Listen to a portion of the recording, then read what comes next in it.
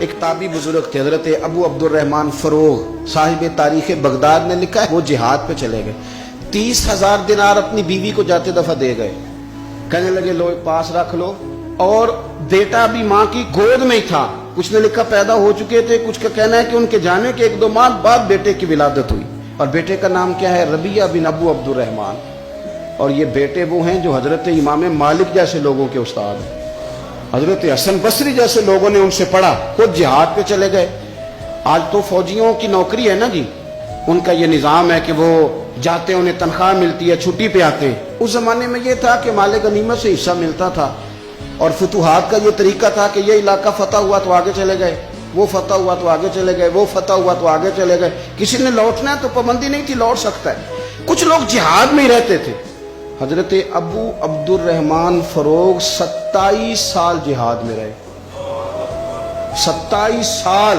یہاں تو خاوند باہر ہو تو بہت ساری عورتیں کہہ دیتی ہیں کہ تیرے ابے نے تو صرف پیسے کمائے، مصیبتیں تو ساری میں نے دیکھی ہیں، معاذ اللہ۔ بعض جگہ، سب نہیں لیکن بعض جگہ کہہ دیتی ہیں کہ وقت تے سارے میں کیتے۔ 27 سال شوہر چلا گیا، واپس ہی نہیں آیا، 30,000 دینار دے کے چلے گئے۔ 27 سال کے بعد خیال آیا گھر کا، اب بیٹا محدث بن گیا، عالم بن گیا، اور کمال یہ کہ رہتے کہاں تھے؟ حضور کے مدینے میں، مدینۃ النبی میں، مدینہ منورہ میں صلی اللہ تعالی علیہ وسلم۔ اور ان کے صاحبزادے حضرت ربیعہ یہ مسجد نبی میں، حضور کی مسجد میں بیٹھ کے نبی پاک کی حدیث پڑھایا کرتے۔ آئے گھر، دروازے پہ دستک دی، صاحبزادے نے دروازہ کھولا، نہ باپ بیٹے کو پہچانتا ہے نہ بیٹا باپ کو۔ جناب ابو عبدالرحمن اندر داخل ہونے لگے تو صاحبزادے نے کہا بوڑھے میاں میرے گھر میں بغیر اجازت کے کیوں داخل ہو رہے ہیں؟ تو وہ کہنے لگے تو بتا، تو نے میرے گھر پہ قبضہ کیوں کر رکھا ہے؟ اب جب بات زیادہ بڑھ گئی تو دونوں جانب سے لوگ جمع ہو گئے، شور اٹھا تو اندر سے والدہ نے سنا، پردہ سرکا کے دیکھا کہ میرے شوہر آ گئے 27 سال کے بعد، 27 سال کے بعد۔ آپ اپنے صاحبزادے سے کہنے لگی بیٹا ان کو اندر آنے جو تمہارے والد ہیں۔ بڑا روئے باپ بیٹا، بڑا روئے۔ ماں اور بیٹے کی محبت کا بھی اندازہ نہیں، پر قرآن پاک پڑھے نا تو 2 مثالیں باپ اور بیٹے کے پیار کی بھی ملتی ہیں۔ ایک حضرت یعقوب علیہ السلام کا جناب یوسف سے پیار، اور ایک حضرت ابراہیم کا حضرت اسماعیل سے پیار، اور جناب اسماعیل کی جناب ابراہیم کی فرما برداری کی مثال، اس کا بھی جواب کوئی نہیں۔ باپ اتنا رو رہے ہیں اور بیٹے کی یاد میں، اس کا بھی اندازہ کوئی نہیں کر سکتا۔ باپ بیٹا مل کے بڑا روئے۔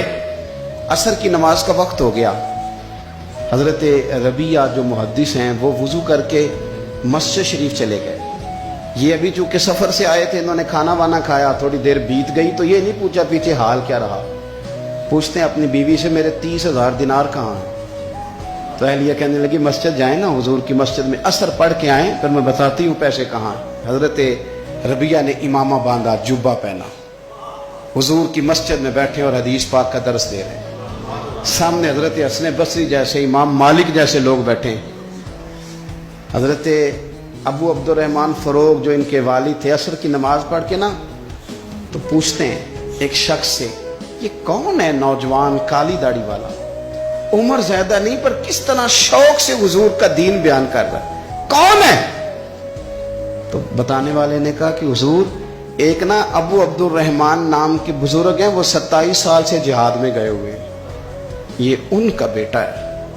یہ سنا کہ میرا پتر اتنا بڑا عالم، چھم چھم آنسو گئے، داڑھی بھر گئی آنسو، حضور کی مسجد میں تشکر کے آنسو، خوب روئے، خوب روئے۔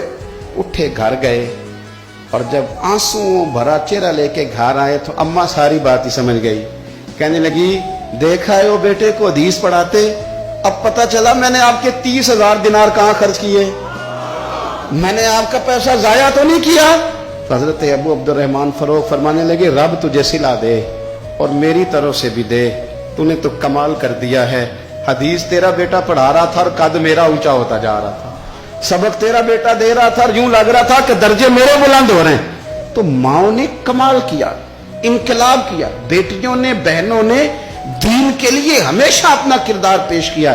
لہذا ان چند ایک وظیفہ خار اور ناپاک عزائم والے لوگوں کو سامنے رکھ کے ملت کی بیٹیوں کو قیاس نہ کیا جائے. آخر دعوانا الحمدللہ رب العالمین.